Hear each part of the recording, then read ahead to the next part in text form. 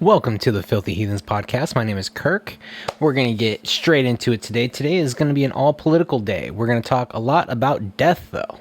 So, death on everything. So, we're going to go ahead and get started right away on Andrew Cuomo and him covering up almost 1,900 nursing home deaths that he caused, that he is responsible for directly. So, in case anybody hasn't heard of this, Andrew Cuomo is the governor of New York. When COVID first started, the one thing that everybody knew was that this virus tended to target the elderly. Generally, people I believe just over the age of 65 is what I remember the age being. So people over the age of 65, basically people in nursing homes. It burned through a nursing home, I believe in Seattle, because we didn't know about it. Somebody had come back from China, they'd gone to visit a relative, and it wiped out a bunch of people in one particular nursing home. So we knew right away that it was a problem when it came to older people. So what did Cuomo do, and unfortunately other governors have done, is he sent recovering nursing home patients back into nursing homes. So if you got sick, if you were somebody that was living in a nursing home and you got COVID, you would be transported to a hospital and you would be given all the treatments and stuff like that they could. But in general, they would send you home they would send you away back to a nursing home to recover. Even though the people that would be around you and the people that would be exposed were by and large going to be elderly people over the age of 65, people that were going to have a more severe reaction to this virus. So that happened, and here's the problem is Cuomo, during a press conference he gave the other day, was saying how he was trying to blame everybody else. He tried blaming Trump. It was, we didn't want anything to do with Trump. It was a problem. We didn't get the kind of support we needed from Trump. Even though, number one, he said Trump was doing a good job during that time. He said, hey, we've been getting everything we need from the federal government. On top of that, Trump sent a U.S. Navy hospital ship. If I'm not mistaken, those ships have 1,000 beds, have 1,000 areas, so you can keep sick people in. That's what that ship was meant for. Never got used. He had basically an arena at the Javits Center, was a huge area that he could have used for more beds, more space to kind of keep people from, infecting other people. No. He didn't use any of that. He didn't do any of that.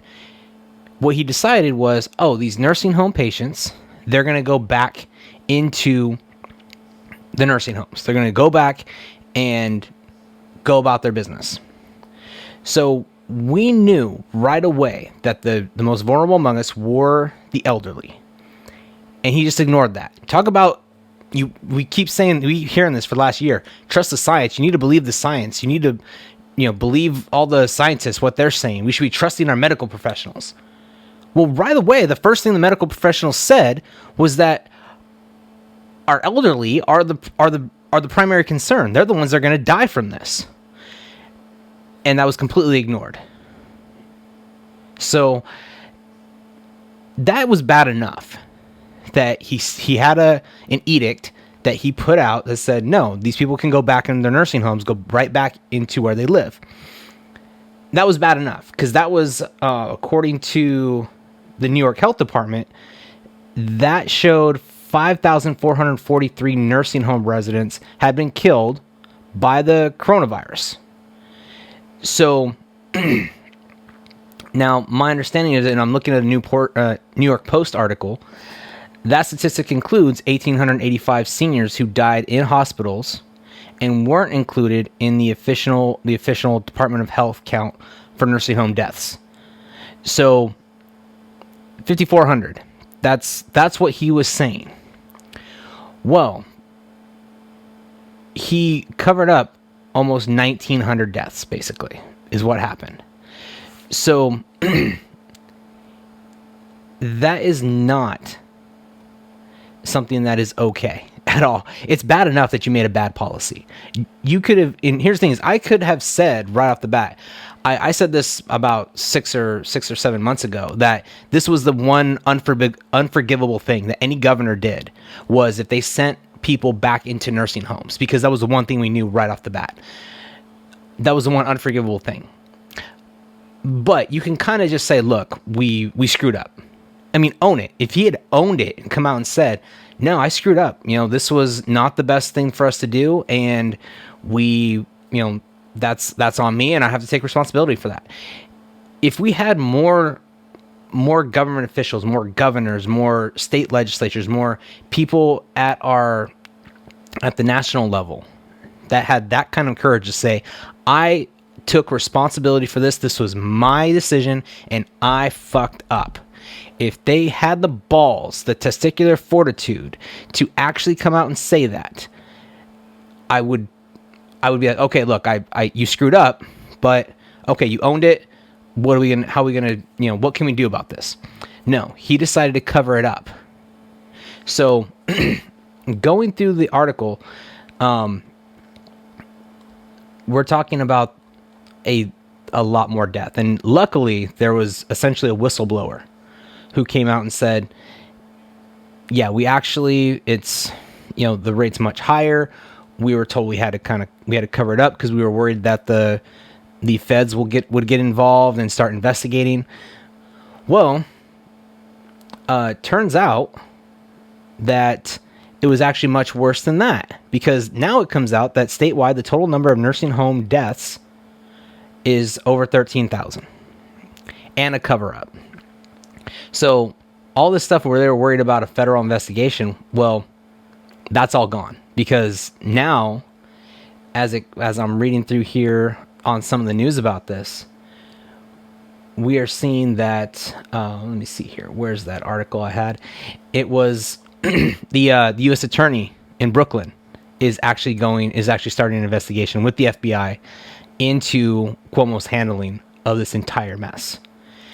And it's pretty sickening that we have someone that is a governor of a state, and not just a state, it's almost kind of the state in the country. It's kind of the state that it's for some reason, it's probably because of New York City. I mean, New York City is the city in the U.S. That's just the way it is. But the governor of that state, not just lying about it, not just making a bad decision. Government officials, governors, people pass bad laws. They make bad decisions all the time. It happens, and we get it. But to cover it up, that's the problem. You can go back. Nixon, the reason why Nixon was going to get impeached unless he resigned wasn't because he did something shady. Shady stuff happens. It was because he tried covering it up. And it's the same thing with Bill Clinton. The only reason he got impeached, it wasn't because he was a scumbag and sexually harassed women. We knew about that before he got elected president. We knew he had an issue with that. That wasn't the problem. The problem was that he tried to cover up his problems in the White House. The same reason here. It's the same thing here. He messed up and he cost people's lives. But the cover up is what's really sinister about this. You really, at this point, this is almost, to me, I honestly think if they do find that he covered this up, that this was a legit cover up, and he knowingly sent people to nursing homes, knowing they could infect other people, and the risk was very high that other people would die from that decision, he needs to go to jail. That's just it. That he needs to go. Let's just take everything off the table. He was going to be somebody in line as a future presidential candidate. That was just obvious. If not a presidential candidate, maybe if everyone who thinks Biden's going to die or resign sometime during this term between 2020 and 2024, he could have easily been somebody. Kamala Harris decided, hey, why don't you come be my VP? This was basically, this golden boy. I mean, Hollywood gave him an Emmy for his briefings and praised him for how he was being so honest and giving us the leadership that we weren't getting from Washington. And it turns out all to be bullshit. 100% bullshit. He covered everything up, and I mean, there's no other way to put this. He's potentially a murderer. I mean, we'll have to see how the investigation goes. Politicians at this level, usually nothing bad happens to them. They just kind of, maybe he resigns from his post as governor. Maybe he gets impeached and thrown out of office there in the state. You have a lot of Democrats turning on him in the state, especially. So we'll see how that goes. But this is awful. This is the worst thing. I remember when we first started these lockdowns, you had all these, self-aggrandizing pieces of shit like Don Lemon on CNN saying things like, you want to kill grandma so you can go get a haircut. So accusing people who wanted to be able to open their businesses, who wanted to be able to get back to their lives a little bit more. You had all these left-wingers coming out and saying, we wanted to kill grandma for doing that. When you had that motherfucker in New York actually killing grandma, and now we know he covered up how many grandmas he killed. So I don't want to hear trust the science from any left-wingers anymore. They're so full of shit because they ignored the science right at the very beginning.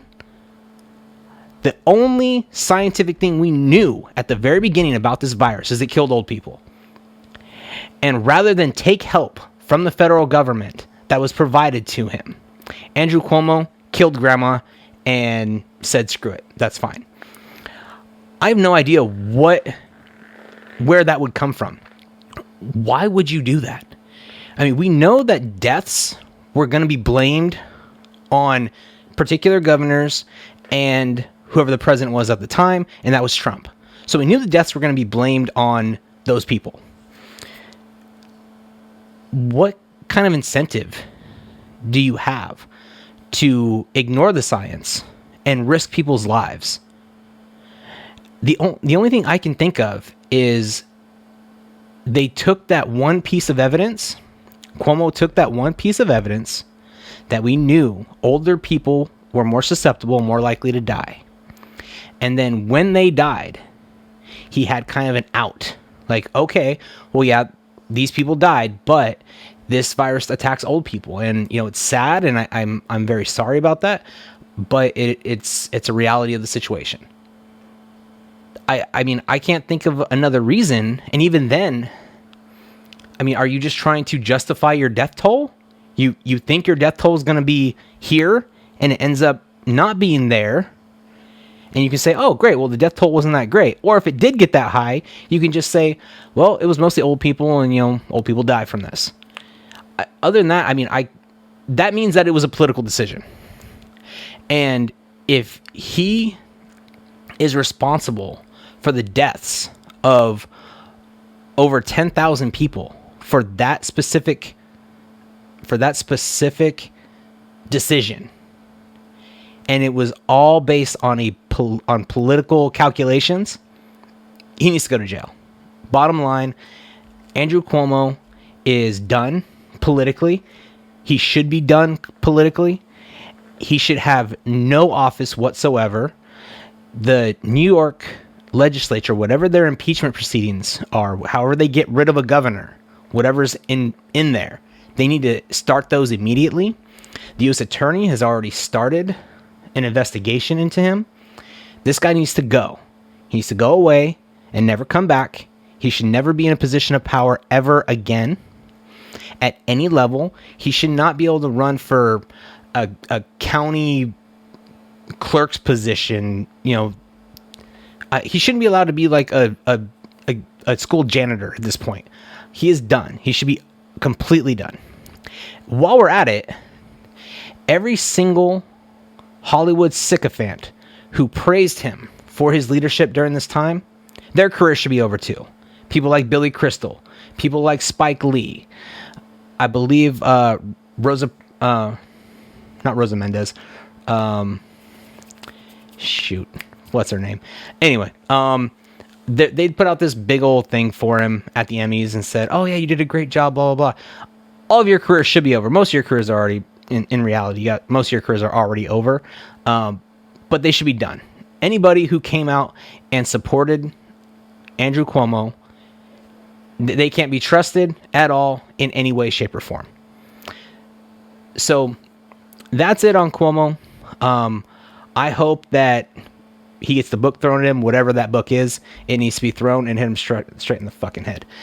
So that's it for Cuomo. Moving on. Next. Our President of the United States, Joe Biden. Joe Biden. It's hard because when I've followed Joe Biden for a number of years, even before he was Obama's vice president. Joe Biden is a gaffe machine. Anybody who followed him in this last presidential election cycle knows that.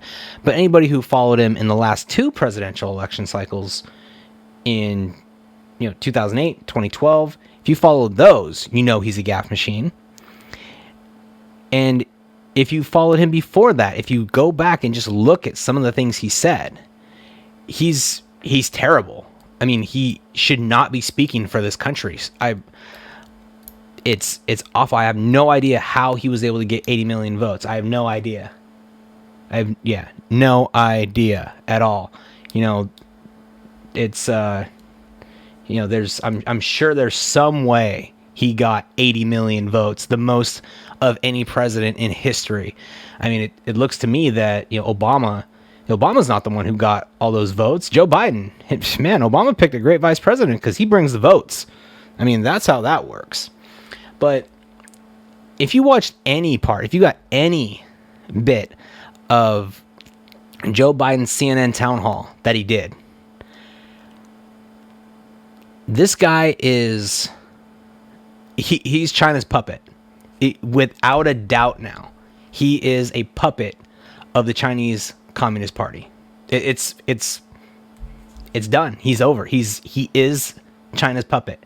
We spent the last 4 years talking about how Donald Trump was a puppet of Russia. And he wasn't. We had a whole investigation into that. We found out, no, that's not true. He was not a puppet of Russia. We now know that Joe Biden is a puppet of the Chinese government. And let me tell you why. So, Joe Biden went on national television and stated, when questioned about the genocide that is going on in China with the Uyghur Muslims. Now, let me put this into perspective. You haven't heard about this. This is literally a modern Nazi Germany, is what's going on in China. You have a religious and ethnic minority in China, the Uyghur Muslims. They are being rounded up, put on trains, and sent to literal concentration camps where they are being beaten, raped, forcibly sterilized, murdered. And that is happening. So without a doubt, that is happening. We know that is happening. That is a genocide going on right now. Right now, we know of 2 countries that have literal concentration camps within their borders, and that are being operated by those governments. One of them is China, and I just told you what's going on. And the other one is North Korea, which is a Chinese puppet state, which only exists because of China's support. So China is responsible for the only China is responsible for the only concentration camps in this entire world that we know of specifically. And Joe Biden dismissed the genocide as just different cultural norms. China has different, has a cultural norms that are different, and the leaders of that country need to respond to those cultural demands. I did not know that genocide was a cultural norm for any civilization, for any country. I mean, I know there's some countries that genocide has happened, but I didn't know that was a cultural norm. And if it is a cultural norm, isn't that a part of a culture that maybe shouldn't exist anymore? I mean, it became a cultural norm in Germany in the 30s and 40s, and we made sure to wipe that out. Should that be a cultural norm that we stand by and allow? Well, according to the UN Charter, no. If there's a genocide, we're supposed to go and stop it. Unfortunately, it's happening in China. The UN doesn't have the balls, and our president of the United States is owned by China. So anybody with any gumption, anybody who if they had the will, could actually prevent this from happening. They don't have it. They don't have the strength or the will to stop this. So the whole thing about how we don't want to, this will never happen again. We'll never again. The whole never again thing that came out of World War II. Well, we now know that was a joke. That was a lie. Not only is it happening again, it's going to keep happening because no one has the actual balls to stand up to China. Well, one man had the balls to step up to China, and we got rid of him because he tweeted some mean stuff sometimes. And every once in a while he said, the press was fake. So the media was fake news. So, yeah, I mean, what is that? I mean, it's obvious, we got to get rid of that guy because that guy is a threat to democracy. But the current president, who won't stand up to a genocidal regime, that guy's perfectly fine. So that's where we are with our current president. This guy's been in office for less than a month, and he has killed our energy independence. He has killed thousands of jobs. He is outwardly saying he's going to ban guns, ban certain types of guns, and he's saying he'll do it by executive order. So that's another campaign promise violated, that he said, we're going to do an act of Congress. Well, Congress is not going to get anything passed on that level, and he said he may use executive action. So he's going to just run roughshod right over the Second Amendment. And on foreign policy, a subject that has been clear, Joe Biden has been wrong on almost every single foreign policy decision in his political career. Completely wrong. Now, I will give him a little bit of slack. I was wrong on the Iraq War too. So I'll cut him some slack on that because I thought we should have invaded Iraq. I stuck with that belief. I kind of did an about face on that after about 10 years. I'm thinking, why are we still there in Iraq?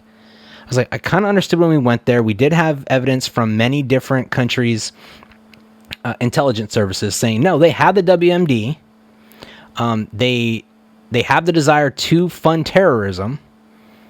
And if they have these weapons, it'll be much more difficult to really control them and keep them from, sponsoring any kind of terrorism and potentially giving a terrorist any kind of chemical or biological or nuclear weapons. We can't have them having those. So, and especially right after 9/11, we're talking, this was a year and a half after 9/11. I get it. I get the whole, we should have gone in. After about 10 years, though, and especially after when George W. Bush left office, Iraq was essentially won. That war was effectively won. I believe even Barack Obama said it during the the 2008 campaign. Iraq is effectively won. That's why we need to get out of Iraq as soon as possible. He was saying that during the 2008 campaign.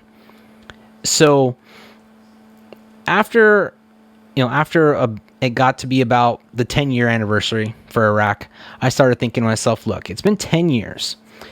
We didn't really spend this much time and effort rebuilding Japan after World War II. We didn't really spend this much. I mean, we did a little bit in Germany because of the Soviet threat right there on the border. It was less so in Japan. We didn't divide up Japan the way we divided up Germany after World War II. So I kind of get it, but why are we still there rebuilding something that really by now should have been taken over by the Iraqi government and the Iraqis themselves? So I started thinking, okay, it's time to really pull back. It's time to really pull back. And once ISIS came around, I said, okay, well, we probably need to keep a presence there because, this is our mess. We screwed this up. We need to eliminate them. So I get it. I've been wrong on some of these situations too. But he's the president of the United States now. He's been wrong for 40 years.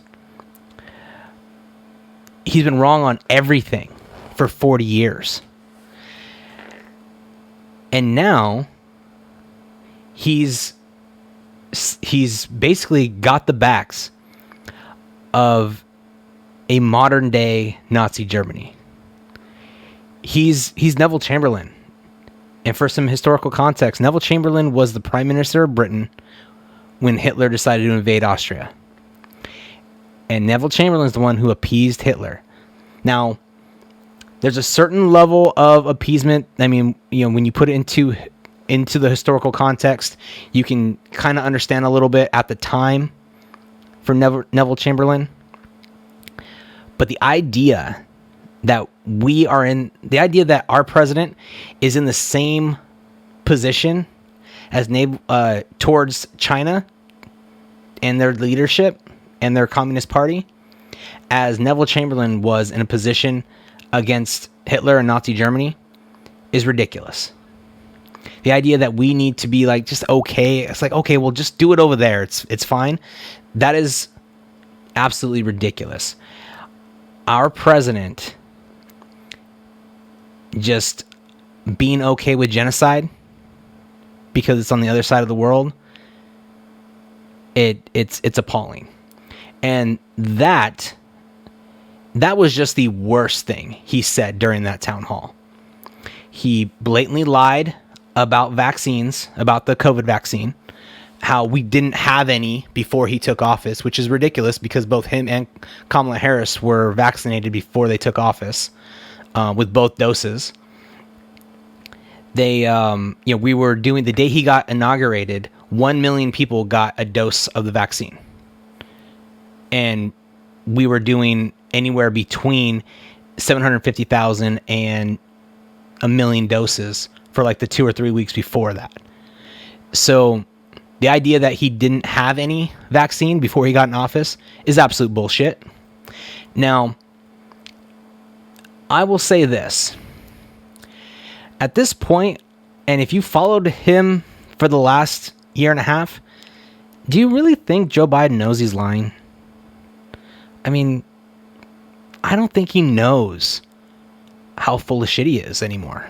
I think when he talks, he actually believes this bullshit.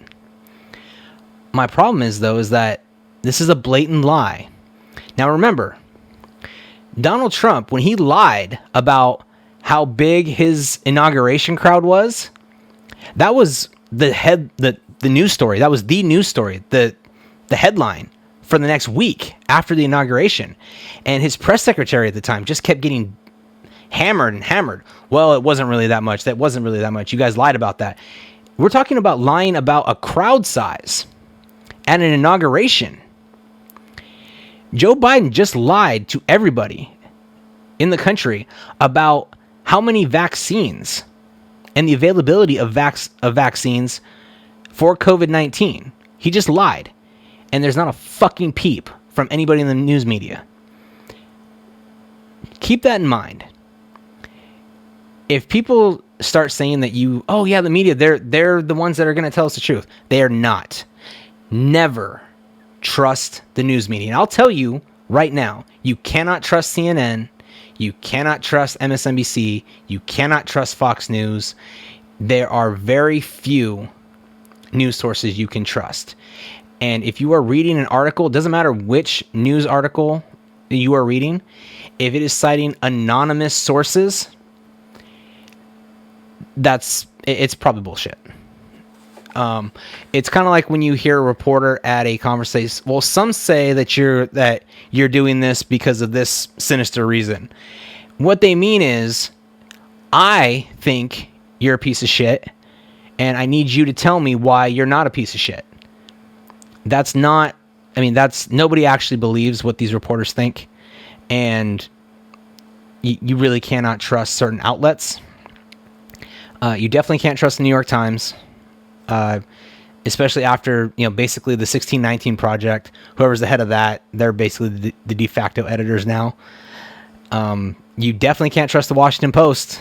They're awful and terrible. They're the worst newspaper in the country. So the reality is that right now you can't trust the media, because right now they're reporting on Biden playing Mario Kart with his granddaughters, which is cool. Okay, the president gets to play Mario Kart with his granddaughters. Awesome.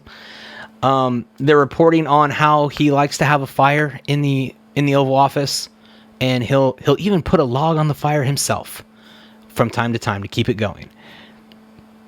Great. Why did he lie to the American people on national television about COVID-19 vaccines? Why is he referring to genocide in China as a different cultural norm? The media is not holding Biden accountable, and it's pretty sickening. And the fact that you have Disney, which owns ABC and ABC News, you need to look no further. Remember, they canceled, but they got rid of Gina Carano because Gina Carano said, don't make your neighbors out to be the enemy because of their political beliefs, which is a nonpartisan statement. It's fine.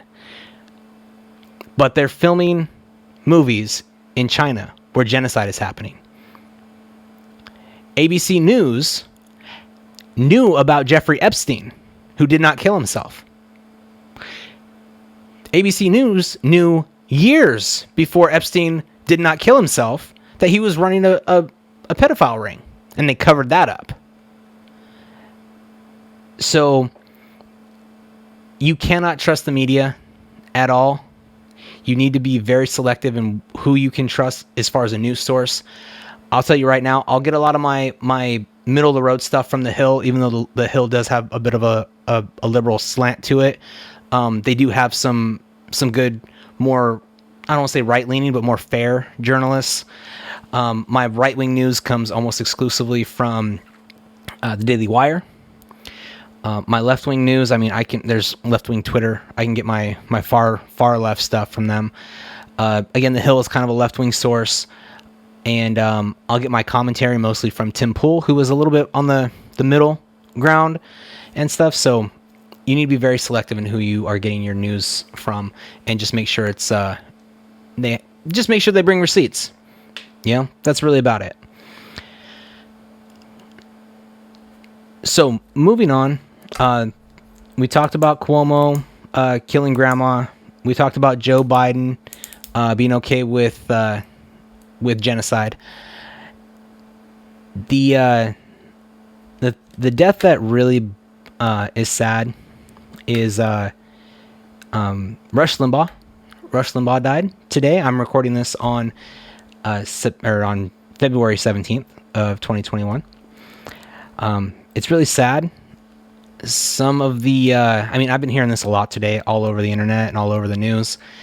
A lot of people around my age talking about how calling themselves Rush babies.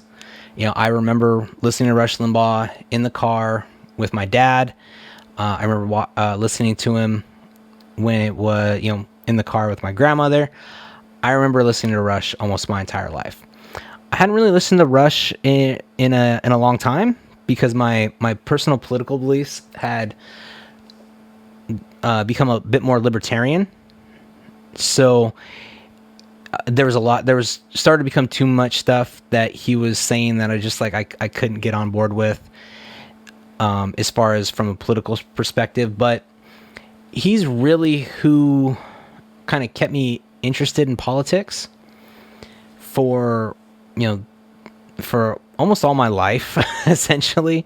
For basically in high school and all the way through college, he kind of really kept me involved in politics. I would listen to his show almost every day for a while. I at least listened to it for about an hour a day because I remember I had a job that would take me about an hour to get to work, and his show would be on my drive. So I got to listen to that, and it was a lot of people hated him because they'd pull what he would say out of context, or they would take something from his show and just lambast it when they have no clue what he was actually doing. You actually would have to listen to Russ's show like every day for a month to really kind of understand the kind of sense of humor, and the kind of just the what he was doing. To really understand what he was doing, you had to listen to that show for a good 30 days in a row. You had to really kind of understand. I remember I hadn't heard it. So in 2008, when the LA Times had run that article that was entitled "Barack the Magic Negro," talking about how Barack Obama why he was so great as a candidate, and Rush Limbaugh came out with the song. I had not heard the song "Barack the Magic Negro," and I did not hear it initially, but when I heard a story about it, I had been listening to Rush for years, and it made perfect sense. He took a news article that was absurd and turned it into a song that was absurd, and it made perfect sense. I immediately knew, okay, this was Rush Limbaugh. This was just a funny bit, and that song to me was hilarious because, for me personally, when Barack Obama was running for president in 2008, sure, would it be nice to finally have a black president? That would be great. Yes, I think it's time for us to get, finally have that. I didn't want that particular black guy to be president. I would have preferred someone, like a Herman Cain, someone like a Condoleezza Rice, someone who was more to my political stances. But yeah, of course, if we have a qualified black person, great. That would have been wonderful. But for people to go overboard and gush over Obama and call him the Magic Negro, and then Rush Limbaugh pokes fun at that, but Rush is the racist, not the person who originally came up with that term. That always, to me, was actually what made Rush Limbaugh fun to listen to, because he was edgy for my parents' generation, and I like that. Because it wasn't really edgy, it was just kind of that's silly. So it was kind of, I like listening to him. As I got older, like I said, my political beliefs tended to slant a bit more libertarian. I started thinking, Rush, your conservatism is a bit too authoritarian. He advocated for more government control in a lot of places where I was like, no, if you're legitimately a small government conservative, we really shouldn't be doing that. By and large, I mean, if Rush Limbaugh had run for president, I probably would have voted for him. So, but Rush Limbaugh he's the Bret Hart of the conservative movement. He's the best there is, the best there was, and the best there ever will be. And if you don't know that analogy, he's the Tom Brady of the conservative movement. He is the GOAT. And if you don't get that reference, he is the greatest. Just like Muhammad Ali in boxing. So he is that. In the conservative movement, he's really, after Ronald Reagan, he's the only reason the conservative movement's been able to make any kind of, really keep any kind of foothold in the political realm. He kept our conservatism on kind of the straight and narrow for the most part. We got a little out of whack a lot of times, but when we were at the worst, when the conservative move was at its worst, which since Ronald Reagan, it was at its worst in 2009. And Rush Limbaugh was kind of the man at that time. He was essentially, the people said, they were trying to say this as an insult, that Rush Limbaugh was actually the de facto head of the Republican Party. To me, that was fine, because Republicans had lost our way since 2004. We had completely lost our way. George W. Bush turned out to not really be, turned out to have a very horrible second term and not be the president that I thought he was going to be in 2004 when I voted for him. So Rush Limbaugh kind of getting us back. I believe he kept us on the straight and narrow. He was that voice out in the ether, kind of saying, hey, get your shit together. And Republicans got their shit together. Made great strides in 2010, took back the House in 2010. We end up nominating a sniveling little weasel in Mitt Romney in 2012, another person I had to hold my nose to vote for. And we lost that, and we ended up losing some houses or some Senate seats. But it wasn't that bad. And then in 2014, we took back the Senate. And to be honest, it really is. You can talk about how Mitch McConnell and Donald Trump in 2016, how they kind of created this great movement. And they're the reason why we have, a 6-seat majority on the Supreme Court right now, where it's 6 Republican appointees. And that's great and all. But really, it all stems from, at our darkest time since the Reagan years for the conservative movement, which was in 2009, Rush Limbaugh being the de facto head of the Republican Party. It's been a decent run for the last 11 or 12 years. So from me, I want to say rest in peace, Rush Limbaugh. You are the greatest. You are the best there is, the best there was, the best there ever will be. You're the GOAT. And my thoughts and prayers are obviously with his family and his wife.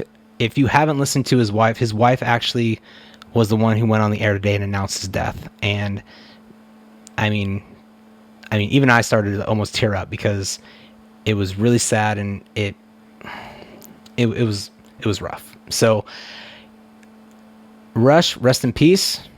And that's all I have for today.